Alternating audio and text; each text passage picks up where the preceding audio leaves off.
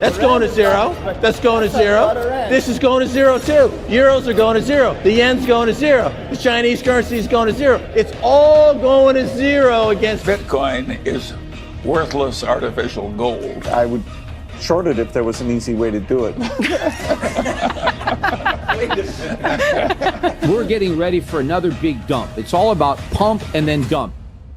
What's up, you guys? It's Graham here. So I'm finally going to talk about one of the most requested topics on my channel by far over the last few months, and that would be Bitcoin. After all, in the last year, it's rallied from a low of 26,000 to a high of almost 74,000. It was consistently the best performing asset over the last decade. And because of that, it's also the most controversial asset over the last decade. He said if you're trading this, it's like watching other people trading turds and deciding you want to get a piece of that. We've got the Bitcoin. They don't. We got it. They don't. That's right. Without exaggeration, this is the one subject that people either love or they hate for a few years, because if they're correct, it's absolutely mind-blowing. Although before we go into that, as usual, if you appreciate these videos or you just find them interesting, do me a quick favor and hit the like button or subscribe if you haven't done that already. It helps out the channel tremendously, and as a thank you for doing that, I'll show you a picture of a blue-legged hermit crab. So thanks so much, and also big thank you to Experian for sponsoring today's video, but more on that later. Alright, so as a super quick background, for anyone who isn't aware of what's going on or how we even got here,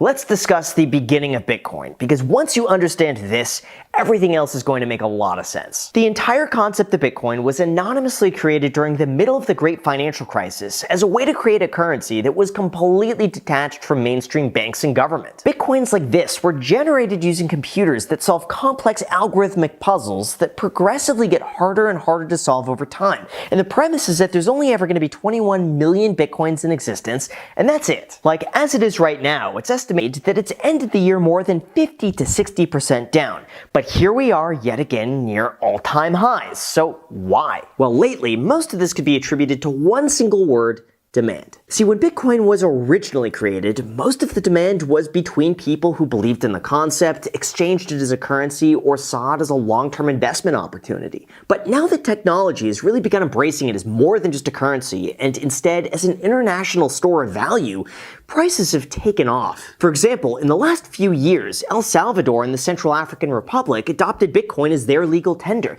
Elon Musk and Tesla were reportedly holding on to $1.3 billion worth. Institutional investors are beginning to pile in, and the most significant from all of this came recently with the Bitcoin ETF. This works by essentially creating a publicly traded holding company that offers exposure and tracks the price of Bitcoin without you having to actually go and buy the Bitcoin yourself. Or basically, in really simple terms, you could buy into a fund that owns ETFs have purchased an average of 3,500 to 4,300 coins each day. That's considerably more than the 900 coins being created each day by the Bitcoin network over the same period. On top of that, since Bitcoin's supply is fixed, meaning more can't magically be produced beyond the initial 21 million, experts believe that this will be the reason it keeps going even higher, although not everybody agrees. Although before we go into the critical arguments against Bitcoin and why some experts believe it could be worth zero, let's talk about the positives. The fact is, even though the US dollar is backed by the full faith of the US government, along with the strongest economy in the world, its value is long-term declined. Like, as you could see over the last 100 years, the purchasing power of your money has consistently fallen as more of it gets printed into the economy. On the other hand, Bitcoin's supply is capped at 21 million, so there's no inflationary pressure to rot away its value. Other comparisons have also been drawn to that of gold, which is limited by the amount that could be mined from the earth. And in this case, some projections believe that soon Bitcoin's exception of being issued by a government,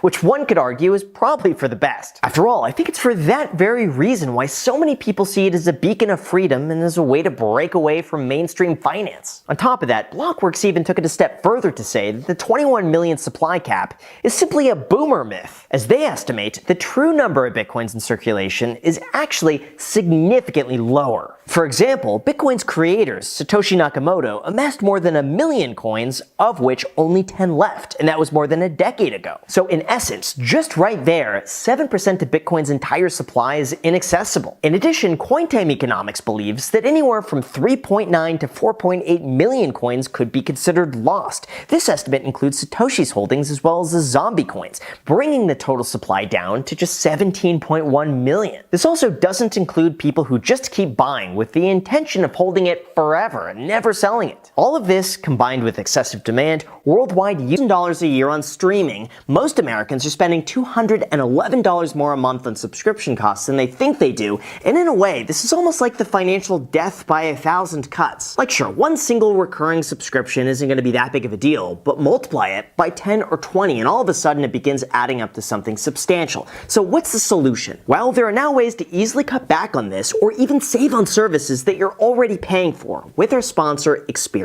They start by analyzing your recurring payments to automatically identify subscription charges, and then you're able to have them directly canceled with no additional work on your end. Experian takes care of it all for you, so this way you could focus on saving as much money as possible. On top of that, you could also have them negotiate bills for you. They'll keep an eye out for any new deals or savings opportunities, and then they'll negotiate a better price with your provider on your behalf. This includes categories like your internet, phone, cable, home security, or radio. It usually takes just 3 to 7 business days, and so far, 81% of bills have been lowered. Of course, of how much you're actually spending. So get started today with Experian subscription cancellation and bill negotiation by going to Experian.com/save or using the link down below in the description. Enjoy. Thank you so much, and now let's get back to the video. Alright, so like I mentioned earlier, not everyone agrees that Bitcoin is a viable investment, and there are many other highly respected investors that all universally believe the same thing, that Bitcoin is worthless. To break this down, let's start with one of the most renowned investors in the entire world,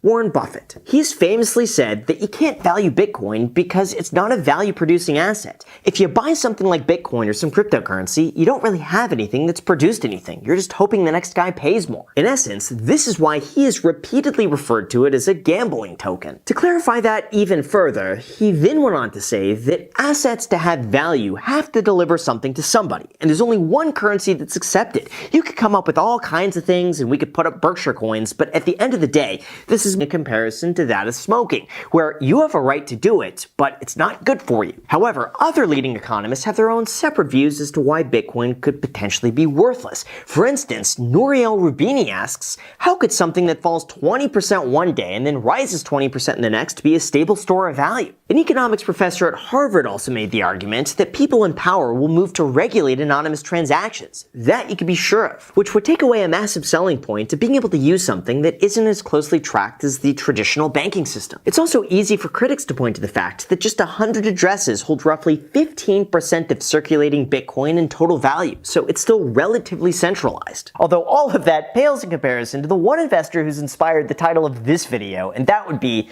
Peter Schiff. I think it's going to be the biggest crash we've ever seen. And as long as there's a supply of greater fools, the fools that bought earlier can sell out to a greater fool who buys later. He's an economist and investment advisor who's been first. Why? Well, back then, he posted a debate against the Bitcoin enthusiast Max Kaiser, and his reasoning went something like this. You got to ask, what's wrong with yourselves? I don't get it. I'm a smart guy. And so maybe I don't get it because there's nothing to get. People keep saying, well, you just don't understand it. Maybe I understand it, and that's why I don't buy it. You know, Bitcoin will probably not go to zero. It'll probably be a few pennies because there'll always be an optionality there. You know how much where Bitcoin's going? It's going to 100,000, dude. No, it's not. And you're going to be on the Connecticut train station looking at your watch saying, it's not. How the did I end up with owning this shit? It's going to 100,000 Zimbabwe dollars. You're going to be outside. Of course, Max counters all of these points, albeit in a very extreme way, probably to try to get attention, but I'll let you be the judge. I propose all you take your fiat money out tonight and burn it. Make a full commitment to Bitcoin. There's no going back. Don't ever go back. Look, it's a brand new breakthrough in technology. Your kids are going to be wondering why they're dead. They are completely different to the point where it's like comparing apples to oranges. That's why I don't think Peter Schiff is wrong for liking gold, but I don't think it's a substitute for Bitcoin. And vice versa. They both serve separate needs, and that's why some people believe it's going up from here. For example, let's talk about price predictions. The asset manager of 3iQ said that his mid to high price range target for Bitcoin this year is between $160,000 and $180,000. Next year it anticipates an eye-popping target of $350,000 to $450,000. Another analyst also arrived at a $150,000 price target by assuming $10 billion worth of inflows for 2024 and another $60 billion for 2025. Kathy Wood even believes that $1 million Bitcoin could be possible by 2030. Now, as far as the highest price prediction I've seen, Robert Kiyosaki so far takes the win by believing that a single Bitcoin will one day be worth $2.3 million. How did he arrive at that number?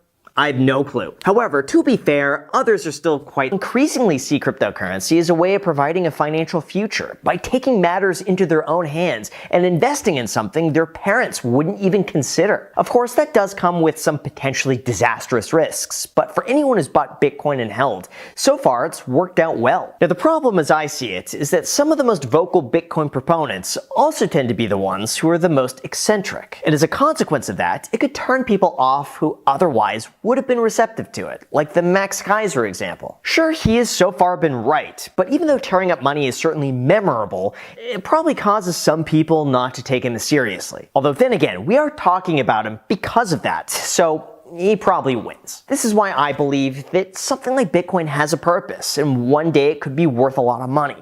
But as time and time has shown us, it could also drop a substantial amount, and that needs to be considered. So with that said, let me know what you guys think down below in the comments, and don't forget that just for the month of April, you could get a $20 bonus when you go to an affiliate link at acorns.com/Graham. It's only applicable for the month of April, and then after that, it's going away. So if you're interested, enjoy that $20 down below in the description. Thank you so much, and until next time.